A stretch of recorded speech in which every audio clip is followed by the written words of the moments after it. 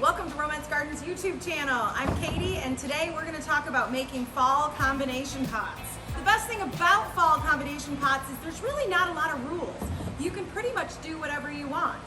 The key is to pick items that are going to take the cold temperatures and that are going to give you some longevity from September, October, and into early November. I do have a few tips as this video goes on about some things that I do to lengthen my season, but let's start with just the basics. So these are combination pots. Basically what you're doing is you're going to have some tall element. Some people like to call this the thriller. This is your tall element that's going to pull your eye to it. A lot of times what we're going to be using is things like millet, which are so fun for these fluffy tails. We can use something like Swiss chard. Also then you can snack in between. We could do things like other grasses. We've got all sorts of grasses. You could do a small shrub. Again, basically the options are endless. But again, we really want a little bit of height in there. So for a classic combination, what we're really going to do is we're going to start with some height. Ideally, you're going to plant from the middle out, or you're going to plant from the back forward. And what I mean about that is sometimes when I look at a house or I'm looking at the pots I'm going to do, I notice that they're pushed up against a wall. I don't necessarily have to have shorter things in the back because it's going to have a back side to it. So if we were to start with doing sort of a backside combination, I would want to have some sort of a vertical in here. And then the other thing I can do is I'm going to add my bright burst of color with a mum. So again, this is kind of how I'm going to start. I'm going to make sure that I have a really good potting soil filled up to probably about right here so that you can get the plants in easily. And then as you add items, you're just going to backfill with a little bit of potting soil to keep everything going. But one of my favorite combinations is to do kind of a back tall. So I'll use some Dusty Miller just to give that texture and kind of pull the yellow out. I'm going to have the bright mum, the millet, and then another one of my favorites is to work with the ornamental kale. Now, ornamental kale is a really cool plant because not only does it have a ton of texture, it's cold tolerant, and basically, I mean, literally will go until January or so when it starts to freeze and thaw a little too much. So if you come look a little bit closer, what you can see on these ornamental kale and cabbages is that they have different vein colors. So we have sort of a white vein. What will end up happening is this center will turn sort of a creamy white as it gets colder. And when it has more of a purple vein or magenta vein, it's going to get more of a pink or a purple hue to it. And if you've seen these before, you know that they're absolutely stunning, and it almost is like a bullseye of color. So it's really, really fun. So again, for my back kind of combo, this is a great way to just get some different interest and some different color. Now, I always pick up pansies. Pansies are one of the longest lasting things for this time of year because they take cold, they take freezing, and they really just keep blooming through all sorts of weather. With pansies, I always like to just kind of squeeze the udders, so to speak, and get these guys pulled out. And then you're going to simply just plant those kind of in every little place that you find a small hole, and that's going to have you lots of color and lots of fullness coming back. So again, this is a great way to make an easy combination that might be toward the back of your house. Do make sure this gets some sunshine, as mums are going to need some sunshine. If it's more shady, I would stick more with the kale, the Dusty Miller, and the pansies, as those always handle a little bit more shade. So again, this is us kind of working with a back planter. If I want to do something a little bit more round, we have lots of different options. Sometimes I like to be kind of mum forward, which means I'm going to do a large mum in the center so I get that really great round look. And then I'll just come in here and add almost a ring of all different plants around the edge. And basically I start with a pattern. So if I'm going to do peppers and I'm going to do heuchera, and then I might do pansies, I will start in the front with my heuchera, and I will just keep repeating the pattern of heuchera, pepper, pansy until I get all the way around. And what's great about this is it just is almost a wreath effect of color. So don't be afraid to kind of go mum heavy, and especially if you love those. And one of my little trips is sometimes the mums will go out of bloom a lot earlier than the pansies and the heucheras. What I like to do then in November is cut the mum down, and I'll place a large pumpkin or other gourd on there, and then that gets me all the way through Thanksgiving. So that's a super fun way to extend the season. Now sometimes, the best part about fall to me is I think you just want lots of color. A lot of times when I'm planting my spring and summer pots, I go a little more monochromatic, or I may pick 2 or 3 colors that really wow me. But the best thing about mums and fall is I feel like our goal is just to really get as much as we can at the last bit of the season. So I can start with something like some Swiss chard in the center with a couple of mums, and then I can come around and I can add in some snapdragons, which are also wonderful for cold and will keep blooming until they start really freezing. I love the idea of working with these smaller heucheras. And if you have time, a lot of times you can take some of these small perennials, and if you get them planted by the beginning of November, a lot of times these will come back for you, so you get that kind of double use.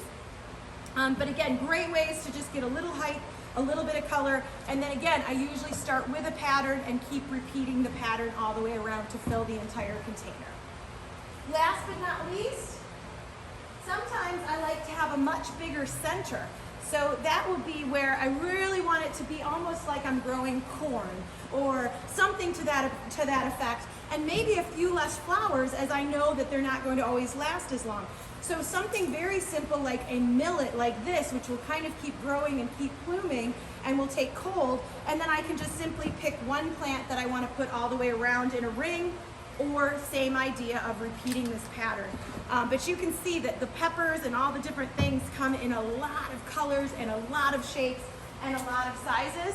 I have also been known to do a lot with the cabbage and kale, and a lot of times we'll just come around and do again a repeat pattern. Okay, I'm getting corn. A repeat pattern of all of these, so as they get cooler and change color, I'll have almost again a succulent style wreath with my really cool corny millet in the center. So don't be afraid to just have some fun with it. I think that's the best part about fall, is no rules, it's all right, and you really just pick anything that actually appeals to you. So when it comes to physically planting your planter, we talked about starting either in the center or in the back. So you can see that I have my potting soil in here, and we use our really good Romence soil, which if you're local to Grand Rapids, I hope you've tried it. It's absolutely one of the best potting soils that we have, great for drainage, and it's what we use for all and any plants that we plant into containers. So again, this is our Romence garden soil, and it comes in a couple bag sizes for you. So as I kind of make sure that this is at a nice level for me, and when I say a nice level, I want to look at what my largest pot is and make sure that when I plant it, it's going to set about level with the edge of the pot. We want to start either from the center or the back.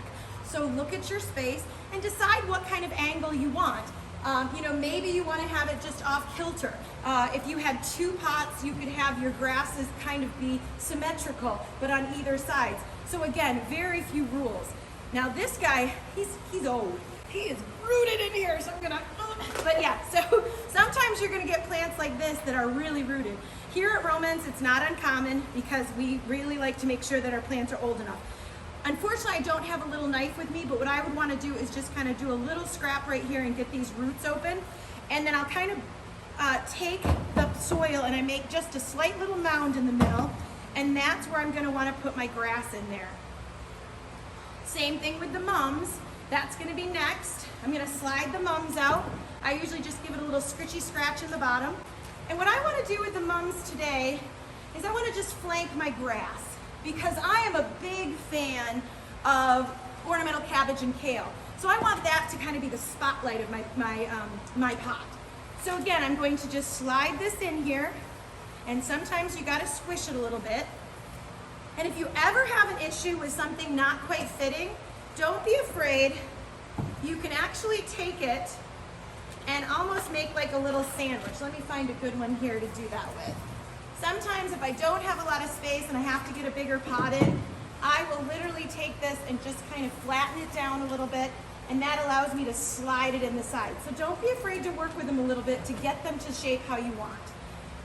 I like to pull the tags out. I hate finding all those silly tags in there, so I tend to pull those out. Now, for the front of this planter, like I said, I am a really big fan of these ornamental kales and cabbage. This happens to be one of the cream cabbages. And so again, the center on this making a little mess. The center on this is actually going to be something you can flatten. So if I want to, I can kind of firmly but lightly press that down, and then that allows me to sneak this right in here. And I want to give it a good press, but I also want to make sure that the stem of the plant isn't too deep. I want it to be kind of level with the plant. If you've got a funky leaf, go ahead and pick that off. And then what's really fun about this is now I've got just a big spotlight in the front of my plant. And I am a big fan of, sometimes working with lots of colors, other times just shades of one color. So I was kind of excited to find these softer yellow peppers. And what's great about that is it just kind of gives them a little more texture, and then you see how cute those are. We also work a lot with Dusty Miller. Now, this particular one is called Cirrus, and I love it because of its serrated edges and everything. I'm actually going to sneak that right behind the mum. So I'm going to use my hand and just kind of make a nice little cavity that I can sneak that Dusty Miller in. I'm going to give it a little bit of a press, and you can see that that's going to give me just even a little bit more texture. And I just love how those all play together. And then as this turns kind of creamy white, it's all going to go together. Now when it comes to the back side, you have lots of choices. We can actually put a third mum back here. We could fill it with some snapdragons. We could put a really cool orangey mum to kind of give it a little bit more color. I can put in some Swiss chard to kind of add some leaf to the back. We can put in pansies. So again, this is all just what you can have fun with and what colors attract you and what makes you happy. And voila, we have our finished combination pot. And again, with this particular one, you can see I added in a little bit more yellow to highlight my theme. I also in the back here added a little bit of Swiss chard and a little bit of the heuchera just to kind of fill in some of my gaps. Again, you could have done that with another mum, but what I love about this is I've got a really pretty pot from all sides, and it's hitting all of my texture points that I want. So I hope you liked it, I hope you enjoy, and I hope you come in and make a combination pot with us soon. So I hope you guys learned a little bit today. You can check our website for a lot of these items we do ship, so if you're looking for plants to have shipped to do your pots, just go to romencegardens.com. And if you're local, come in and see me. We'd love to help you map out some pots. If you'd like to bring your pots in, if they're not very heavy, you can either choose to have us plant them for you. We can help you design them and you plant them. We can even deliver those back out to you if they're getting a little heavy. But again, we'd love to help you with your fall combinations. And thank you so much for joining us, and we'll see you with our next video.